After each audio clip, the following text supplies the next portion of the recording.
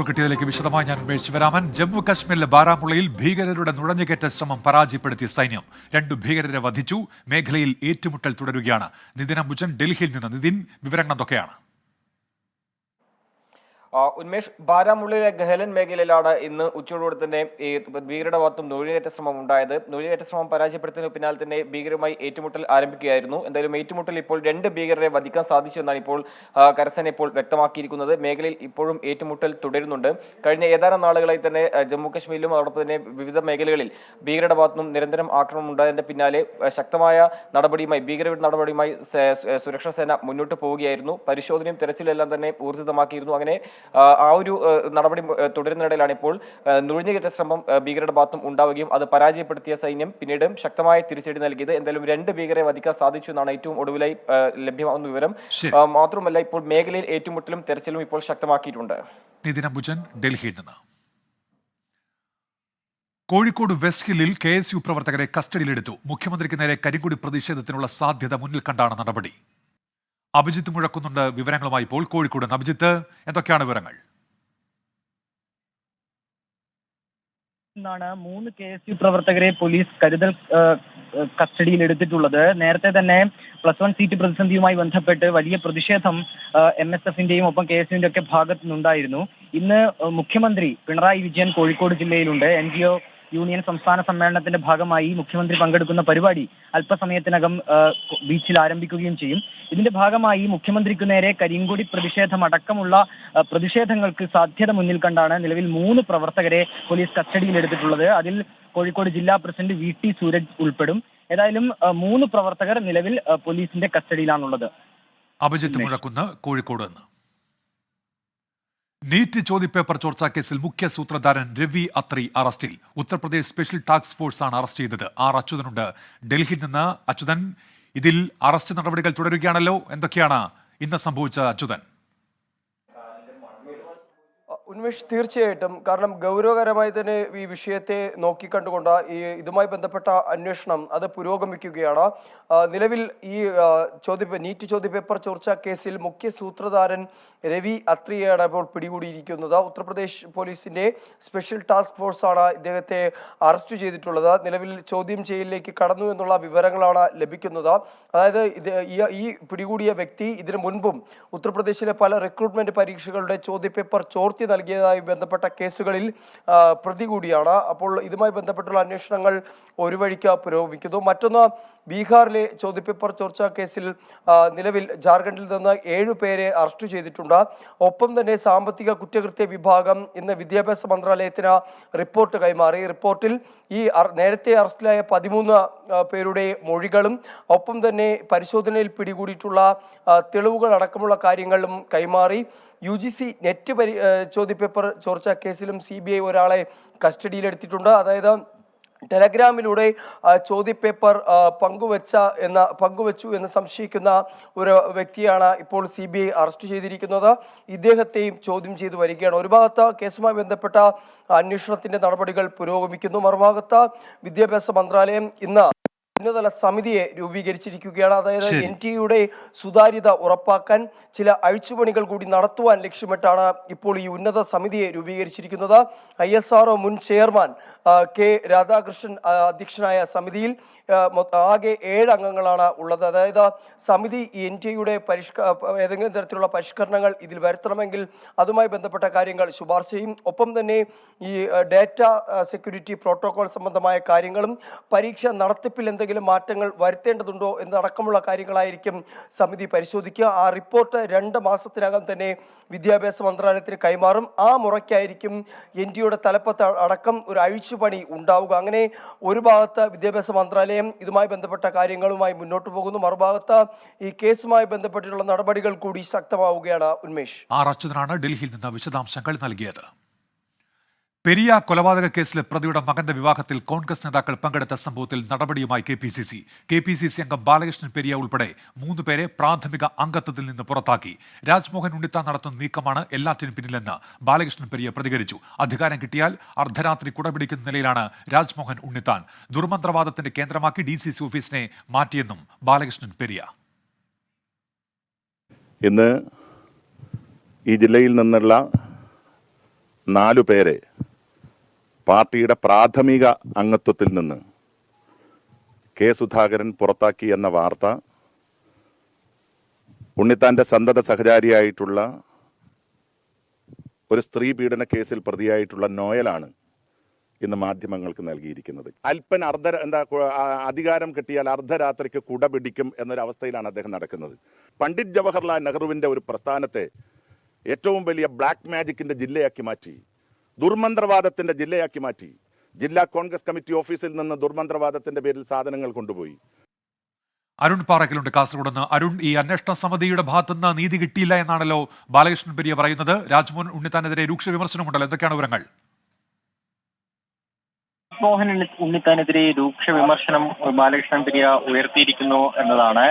ഈ പെരിയ ഇരട്ടക്കൊലപാതക കേസിലെ 13ാം പ്രതി എൻ ബാലകൃഷ്ണന്റെ മകന്റെ വിവാഹ ചടങ്ങിൽ കോൺഗ്രസ് നേതാക്കൾ പങ്കെടുത്ത വലിയ രീതിയിലുള്ള വിവാദമായിരുന്നു. KPCC സെക്രട്ടറി ആയിരുന്ന ബാലകൃഷ്ണൻ പെരിയ ഉൾപ്പെടെയുള്ളവരാണ് ഈ വിവാഹ ചടങ്ങിൽ പങ്കെടുത്തത്. അന്ന് ആ വിവാദം ഉയർന്നപ്പോൾ തന്നെ ബാലകൃഷ്ണൻ പെരിയയും രാജ്മോഹൻ ഉണ്ണിത്താനും തമ്മിലുള്ള പരസ്യമായ വാക്പോരിലേക്ക് കാര്യങ്ങൾ നീങ്ങുകയും ചെയ്തു. ഇതിനെ തുടർന്ന് KPCC 2-അംഗ അന്വേഷണ സമിതിയെ നിയോഗിച്ചു. KPCC ജനറൽ സെക്രട്ടറി PM നിയാസും രാഷ്ട്രീയകാര്യ സമിതി അംഗം എൻ ബാലകൃഷ്ണനുമായിരുന്നു ഈ സമിതിയിലുണ്ടായിരുന്നത്. എന്തായാലും അവരുടെ റിപ്പോർട്ടിന്റെ അടിസ്ഥാനത്തിലാണ് ഇപ്പോൾ ഈ KPCC പ്രസിഡന്റ് കെ സുധാകരൻ നടപടിയെടുത്തിരിക്കുന്നത്. ബാലകൃഷ്ണൻ പെരിയയെയും മറ്റ് 3 പേരെയും പാർട്ടിയുടെ പ്രാഥമിക അംഗത്തിൽ നിന്ന് സസ്പെൻഡ് ചെയ്തിരിക്കുന്നു. ഇതേ തുടർന്ന് ബാലകൃഷ്ണൻ പെരിയ മാധ്യമങ്ങളെ കണ്ടു. രാജ്മോഹൻ ഉണ്ണിത്താനെതിരെ ഗുരുതരമായ ആരോപണങ്ങളാണ് ബാലകൃഷ്ണൻ പെരിയ ഉയർത്തിയിരിക്കുന്നത്. കാസർഗോഡ് ജില്ലയിലെ കോൺഗ്രസ് പാർട്ടിയെ രാജ്മോഹൻ ഉണ്ണിത്താൻ വിഭാഗീയതയ്ക്ക് ഉപയോഗിക്കുന്നു. ശബ്ദത്തിൽ ചെറിയ ഒരു വ്യക്തത കുറവുമുണ്ട്. അരുൺ പാറയ്ക്കലാണ് വിശദാംശങ്ങൾ നൽകിയത്. ബീഹാറിൽ വീണ്ടും പാലം തകർന്നു. സിവാൻ ജില്ലയിലുള്ള പാലമാണ് തകർന്നത് എന്ന വിവരം ഇപ്പോൾ പുറത്തു വരുന്നുണ്ട്. നിതിൻ അംബുജൻ വിശദാംശങ്ങളുമായി ഡൽഹിയിൽ നിന്ന് ചേരുന്നുണ്ട്. നിതിൻ, എങ്ങനെയാണ് ഈ പാലം തകർന്നത് എന്ന് വ്യക്തമാകുന്നുണ്ട്. എന്തൊക്കെയാണ് വിവരങ്ങൾ നിതിൻ? ഉന്മേഷ്, ഇപ്പോൾ അധികൃതർ പങ്കുവയ്ക്കുന്ന കാര്യം ഗണ്ഡക് കനാലിന് കുറുകെയുള്ള 100 മീറ്റർ പാലമാണ് തകർന്നിരിക്കുന്നത്. കനാലിന്റെ നിർമ്മാണവുമായി ബന്ധപ്പെട്ട് പാലത്തിന് ചില കേടുപാടുകൾ സംഭവിച്ചു. അതിനുശേഷം അതിന്റെ അറ്റകുറ്റപ്പണികൾ കൃത്യമായി നടക്കാത്തതിനാലാണ് ഇപ്പം പാലം തകർന്നെന്ന ഒരു വിശദീകരണമാണ് എന്തായാലും സിവാൻ ജില്ലാ അധികൃതർ ജില്ലാ ഭരണകൂടൊപ്പം നൽകുന്ന വിവരം. സിവാൻ ജില്ലയും അതോടൊപ്പം തന്നെ ദർഭംഗ ജില്ലയിലെ പടേഹി ബസാർ തമ്മിലുള്ള ഈ 2 ഗ്രാമങ്ങളെ ബന്ധിപ്പിക്കുന്ന പാലമാണ് തകർന്നിരിക്കുന്നത്. കഴിഞ്ഞ ഒരാഴ്ച മുൻപാണ് അരാരിയയിൽ ഇത്തരത്തിൽ ബീഹാറിലെ 12 കോടി നിർമ്മാണ ചെലവഴിച്ച് നിർമ്മിക്കുന്ന മറ്റൊരു പാലം തകർന്നത്. അത് വലിയ വിവാദമായിരുന്നു. ഇതിന് പിന്നാലെ ഇപ്പോൾ വീണ്ടും ഒരു പാലം തകർന്നിരിക്കുകയാണ്. എന്തായാലും ശക്തമായ പ്രതിഷേധം ഇപ്പോൾ നാട്ടുകാരുടെ ഭാഗത്തും ഉയരുന്നുണ്ട്. കാരണം കനാൽ നിർമ്മാണം ബന്ധപ്പെട്ട് പാലത്തിന് കേടുപാടുകൾ സംഭവിച്ചു, കൃത്യമായ അറ്റകുറ്റപ്പണികൾ നടക്കാത്തതിന്റെ സാഹചര്യത്തിൽ ഇങ്ങനൊരു പാലം തന്നെ പൂർണ്ണമായും തകർന്ന ഒരു സാഹചര്യം. എന്തായാലും 2 ഗ്രാമങ്ങൾ അതിപ്പോൾ പൂർണ്ണമായും ഒറ്റപ്പെട്ട നിലയിലാണ് ഇപ്പോൾ ഉള്ളത്. നിതിൻ അംബുജനാണ് ഡൽഹിയിൽ നിന്ന് വിവരങ്ങൾ നൽകിയത്. ഇപ്പോൾ കിട്ടിയതിലേക്ക് വീണ്ടും. തുമ്പയിൽ വ്യാജരേഖ ചമച്ച് പാസ്പോർട്ട് നേടിയതിന് തുമ്പയിൽ വ്യാജരേഖ ചമച്ച് പാസ്പോർട്ട് നേടിയതിന് പിന്നാലെ പൂന്തുറ സ്റ്റേഷനിലും തട്ടിപ്പ്. സംഭവത്തിൽ CPO പ്രവീൺ കുമാറിനെ സസ്പെൻഡ് ചെയ്തു. തുമ്പയിൽ സസ്പെൻഷനിലായ അൻസിൽ അസീസിനെ ഇതുവരെ പിടികൂടാനായിട്ടില്ല. അജീഷ് ജയകുമാർ ഉണ്ട് തിരുവനന്തപുരത്ത് നിന്ന്. അജീഷ്, എന്തൊക്കെയാണ് വിവരങ്ങൾ?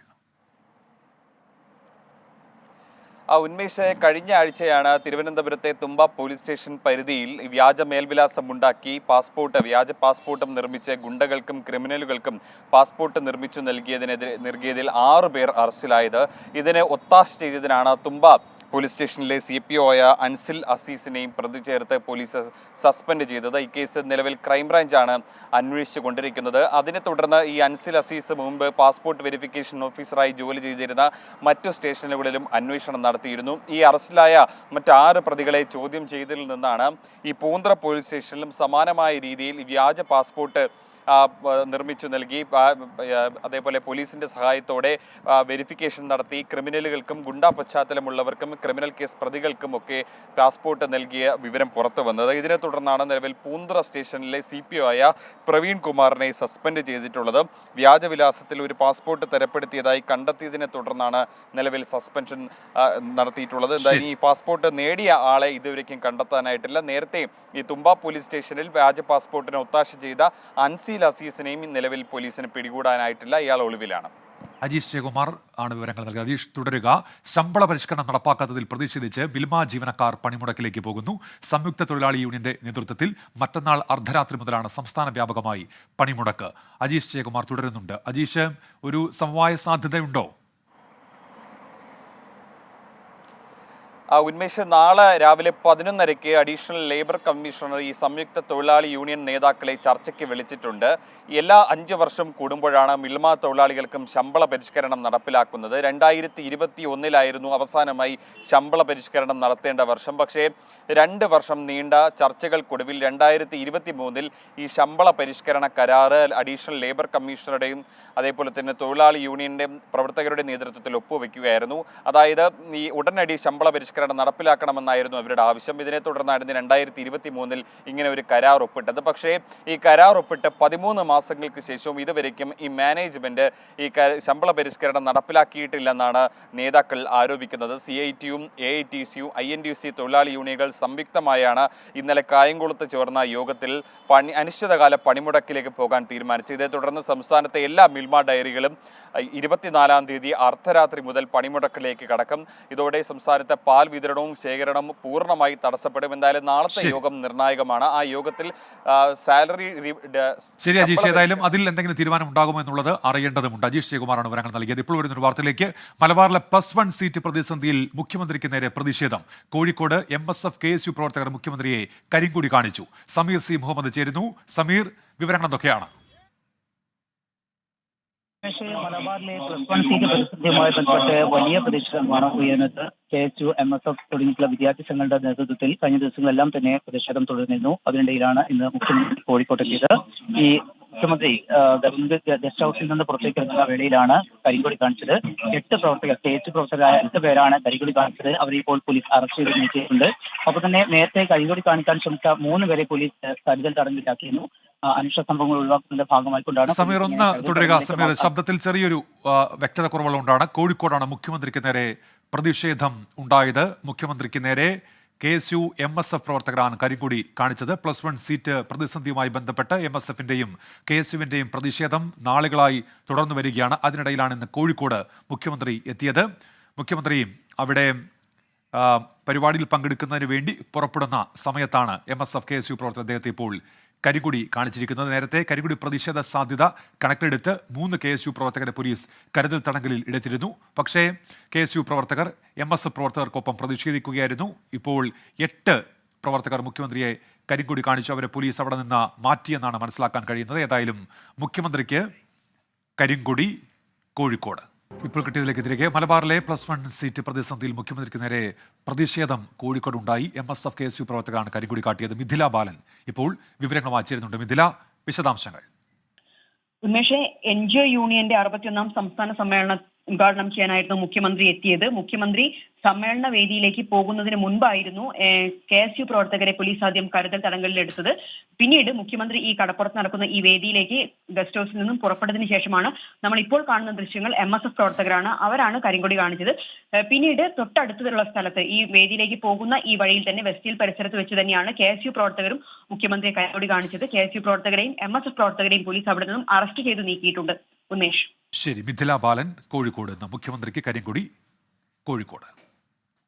കാസർഗോഡ് ഹൊസങ്കടിയിൽ ചന്ദനവേട്ട. കർണാടക ബസ്സിൽ രേഖകൾ ഇല്ലാതെ കടത്തിയ 30 കിലോ ചന്ദനം പിടികൂടി. ആദൂർ സ്വദേശി ഷംസുദ്ദീനെ കസ്റ്റഡിയിലെടുത്തു. അരുൺ പാറക്കലുണ്ട് കാസർഗോഡ്. അരുൺ, വിവരങ്ങൾ. ഉന്മേഷ്, ഉച്ചയ്ക്ക് 12 മണിയോടെയാണ് ഈ ചന്ദനം പിടികൂടിയത്. ഹൊസങ്കടി ചെക്ക് പോസ്റ്റിൽ വെച്ചാണ് കർണാടക രജിസ്ട്രേഷൻ ബസ്സിൽ രേഖകളില്ലാതെ കടത്തുകയായിരുന്നു ഈ ചന്ദനം. 30 കിലോയോളം ചന്ദനമുണ്ട്. എക്സൈസിന്റെ തുടർന്ന് വരുന്ന പരിശോധനയുടെ ഭാഗമായിരുന്നു ഈ ബസ്സും പരിശോധിച്ചത്. ഇതിന്റെ ഇടയിലാണ് ഈ ഷംസുദ്ദീൻ, ആദൂർ സ്വദേശിയാണ്, ആദൂർ സ്വദേശി ഷംസുദ്ദീൻ ചന്ദനം കടത്തുന്ന ശ്രദ്ധയിൽപ്പെട്ടത്. തുടർന്ന് എക്സൈസ് സംഘം രേഖകൾ ആവശ്യപ്പെട്ടു. എന്നാൽ രേഖകൾ ഹാജരാക്കാൻ ഷംസുദ്ദീന് കഴിഞ്ഞില്ല. തുടർന്ന് എക്സൈസ് സംഘം ഷംസുദ്ദീനെ കസ്റ്റഡിയിലെടുക്കുകയായിരുന്നു. ഇദ്ദേഹത്തെ വനം വകുപ്പിന് കൈമാറിയിട്ടുണ്ട്. Unmesh. Arun Parakkal Kasaragod. Federal bank employees യൂണിയന്റെ നേതൃത്വത്തിൽ പാലാരിവട്ടത്തെ ബ്രാഞ്ചിന് മുന്നിൽ പ്രതിഷേധം നടന്നു. വിവിധ ആവശ്യങ്ങൾ ഉന്നയിച്ച് 2 വർഷമായി യൂണിയൻ നടത്തുന്ന സമരത്തോട് മാനേജ്മെന്റ് മുഖം തിരിക്കുന്നു എന്നാണ് ആരോപണം. ജീവനക്കാർക്കെതിരെ പ്രതികാര നടപടി ഉണ്ടാകുന്നു എന്നും ആരോപിച്ചായിരുന്നു ഇന്നത്തെ പ്രതിഷേധം. തൃശൂർ, എറണാകുളം ജില്ലയിലെ ഫെഡറൽ ബാങ്ക് ജീവനക്കാർ പങ്കെടുത്തു. ക്ലർക്ക്, പ്യൂൺ തസ്തികകളിൽ സ്ഥിര നിയമനം നടത്തുക, കരാർ, പുറം ജോലികൾ നിർത്തലാക്കുക തുടങ്ങി 8 ആവശ്യങ്ങളാണ് തൊഴിലാളികൾ മുന്നോട്ട് വയ്ക്കുന്നത്. ഈ ആവശ്യങ്ങൾ അംഗീകരിക്കും വരെ ശക്തമായ സമരവുമായി മുന്നോട്ടു പോകുമെന്നാണ് ഫെഡറൽ ബാങ്ക് എംപ്ലോയീസ് യൂണിയന്റെ നിലപാട്. Advocate A. ജയശങ്കർ ഇന്ന് നടന്ന സമരം ഉദ്ഘാടനം ചെയ്തു. 24-ന്റെ പ്രേക്ഷകരുടെ ജില്ലാ സമ്മേളനങ്ങൾക്ക് ഞായറാഴ്ച തുടക്കമാവുകയാണ്. മലപ്പുറം ജില്ലയിലാണ് ആദ്യ സമ്മേളനം. സമ്മേളനത്തിൽ പങ്കെടുക്കുന്നതിനായി എങ്ങനെ പേര് രജിസ്റ്റർ ചെയ്യണമെന്ന് നോക്കാം. എക്സ്പ്ലെയിനറിലേക്ക്. 24 പ്രേക്ഷകരുടെ ജില്ലാ സമ്മേളനവുമായി ബന്ധപ്പെട്ട എല്ലാ പരസ്യങ്ങളിലും നിങ്ങൾക്ക് ഇങ്ങനെ ഒരു QR കോഡ് കാണാം. രജിസ്ട്രേഷനായി ഫോണിൽ QR കോഡ് സ്കാനർ അല്ലെങ്കിൽ QR കോഡ് റീഡർ ഓപ്പൺ ചെയ്യുക. QR സ്കാനർ ഓപ്പൺ ആയാൽ കോഡിന് നേരെ പിടിച്ച് സ്കാൻ ചെയ്യാം. ഇപ്പോൾ സ്ക്രീനിൽ ഒരു ലിങ്ക് കാണാം. അതാണ് നിങ്ങളുടെ രജിസ്ട്രേഷൻ ഫോമിലേക്കുള്ള ലിങ്ക്. ഇപ്പോൾ നിങ്ങൾ രജിസ്ട്രേഷൻ ഫോം തുറന്നു കഴിഞ്ഞു. ഫോമിന് തുടക്കത്തിൽ തന്നെ ഒരു ചോദ്യമുണ്ട്. നിങ്ങൾ SLC പരീക്ഷയിൽ എല്ലാ വിഷയങ്ങളിലും A+ നേടിയ വിദ്യാർത്ഥിയാണോ? യെസ്, നോ എന്ന് 2 ഓപ്ഷനുമുണ്ട്. സംശയം വേണ്ട, എല്ലാ വിഷയങ്ങളും A+ നേടിയ വിദ്യാർത്ഥിയാണ് നിങ്ങളെങ്കിൽ യെസ് എന്ന് മാർക്ക് ചെയ്യാം. ഇനി അതല്ല, സമ്മേളനത്തിൽ പങ്കെടുക്കാനാണെങ്കിൽ നോ എന്ന് മാർക്ക് ചെയ്യാം. ആദ്യ കോളത്തിൽ പേര്, അടുത്ത കോളത്തിൽ മേൽവിലാസം എഴുതുമ്പോൾ വീട്ടുപേര്, പ്രദേശം, ഏറ്റവും എളുപ്പത്തിൽ ഒരു കത്ത് കിട്ടാൻ പാകത്തിന് വീട്ടു നമ്പർ, ലെയിൻ, ഏറ്റവും അടുത്തുള്ള ലാൻഡ്മാർക്ക് എന്നിവ സൂചിപ്പിക്കുക. DOB എന്ന് കാണുന്നിടത്ത് ജനന തീയതി, ഇമെയിൽ മേൽവിലാസം രേഖപ്പെടുത്താനുള്ള കോളമാണ് 4-മതുള്ളത്. 5-മതായി ഫോൺ നമ്പറും പൂരിപ്പിച്ച് സെൻഡ് ബട്ടൺ അമർത്തുക. ഇനി നിങ്ങളൊരു വിദ്യാർത്ഥിയാണ്, യെസ് എന്നാണ് മാർക്ക് ചെയ്തതെന്ന് കരുതുക. രജിസ്ട്രേഷൻ ഫോമിൽ ചില കോളങ്ങൾ കൂടി പ്രത്യക്ഷപ്പെടും. 1 സ്കൂളിന്റെ പേര്, 2 മാർക്ക് ലിസ്റ്റ് അപ്ലോഡ് ചെയ്യാനുള്ള ഓപ്ഷൻ, 3 താലൂക്ക്.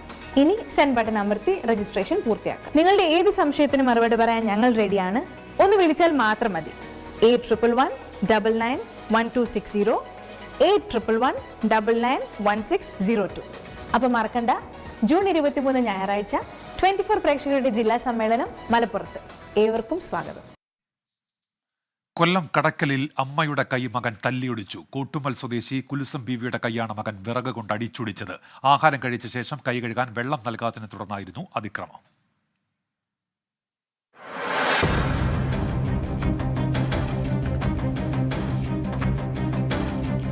കഴിഞ്ഞ മാസം 16-ാം തീയതിയാണ് കേസിനാസ്പദമായ സംഭവം നടക്കുന്നത്.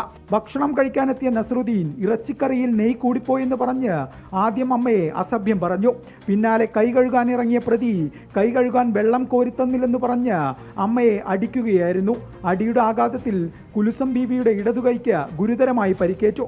നിലവിളി ശബ്ദം കേട്ട് ഓടിയെത്തിയ നാട്ടുകാരാണ് കുലുസം ബീവിയെ ആശുപത്രിയിൽ എത്തിച്ചത്. മുറ്റത്തുനിന്ന് എന്തോ എടുത്തോണ്ടെന്ന് തന്നെ അടിച്ചെന്ന് എനിക്കറിയാൻ വയ്യ. ആദ്യം ഒരടി അടിച്ചത് എൻ്റെ മുട്ടിന് കൊണ്ട് ഞാൻ തടഞ്ഞു.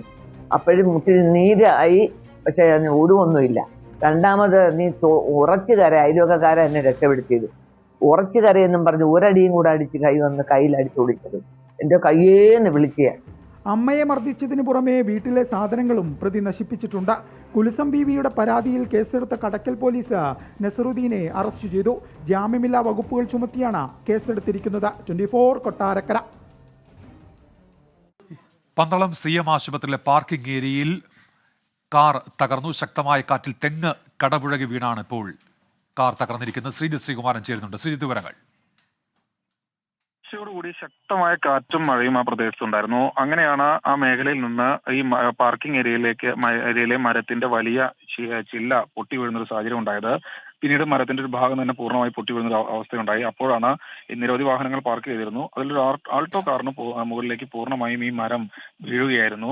എന്തായാലും ആ കാർ പൂർണ്ണമായി, അതിന്റെ മുകൾ ഭാഗം പൂർണ്ണമായി തകർന്നു. തൊട്ടടുത്ത കാറിലേക്കും ബൈക്കുകളിലേക്കും ഒക്കെ വാഹനം വീണെങ്കിലും ചെറിയ തോതിലുള്ള കേടുപാടുകൾ മാത്രമാണ് സംഭവിച്ചത്. ഈ ഒരു കാർ പൂർണ്ണമായി തകർന്നിട്ടുണ്ട്. എന്തായാലും ഫയർഫോഴ്സ് എത്തി ആ മരം അവിടുന്ന് മുറിച്ച് മാറ്റാനുള്ള നടപടിക്രമങ്ങൾ ആരംഭിച്ചു എന്നാണ് ഏറ്റവും കൂടുതൽ അറിയുന്നത്. ശ്രീജിത്ത് ശ്രീകുമാറാണ് വിവരങ്ങൾ നൽകിയത് പത്തനംതിട്ടയിൽ നിന്ന്. റിപ്പോർട്ട് കിട്ടിയത് പൂർത്തിയാകുന്നു.